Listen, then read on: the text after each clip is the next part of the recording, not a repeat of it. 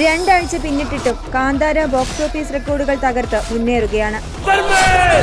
എത്താൻ അല്പം വൈകിയെന്ന് തോന്നുന്നു അല്ലേ?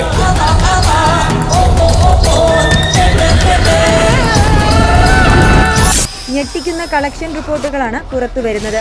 കേരളത്തിൽ ഉൾപ്പെടെ വമ്പൻ കളക്ഷനാണ് സിനിമ നേടുന്നത്. ഒക്ടോബർ 2-നാണ് കാന്താര റിലീസായത്.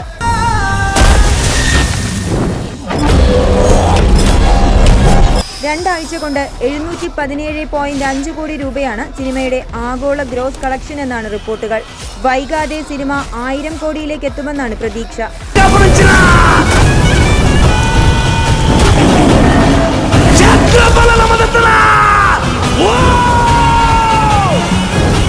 കാന്താര നേടുന്ന പ്രതിദിന ആവറേജ് 51.25 കോടിയാണ്.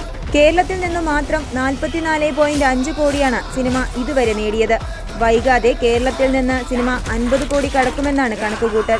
125 കോടി ബജറ്റിലൊരുങ്ങിയ ചിത്രമാണ് 2022 പുറത്തിറങ്ങിയ കാന്താരയുടെ രണ്ടാം ഭാഗമായി എത്തിയ കാന്താര ചാപ്റ്റർ 1. കന്നഡ ഒറിജിനലിന് പുറമെ മറ്റ് 4 ഭാഷകളിലും ചിത്രം തിയേറ്ററുകളിലെത്തിയിരുന്നു. റിലീസ് ചെയ്യപ്പെട്ട എല്ലാ ഭാഷകളിലും എല്ലാ മാർക്കറ്റുകളിലും ഒരേപോലെ സ്വീകാര്യത നേടുക എന്ന അപൂർവതയുടേതു കൂടിയാണ് കാന്താരയുടെ വിജയം.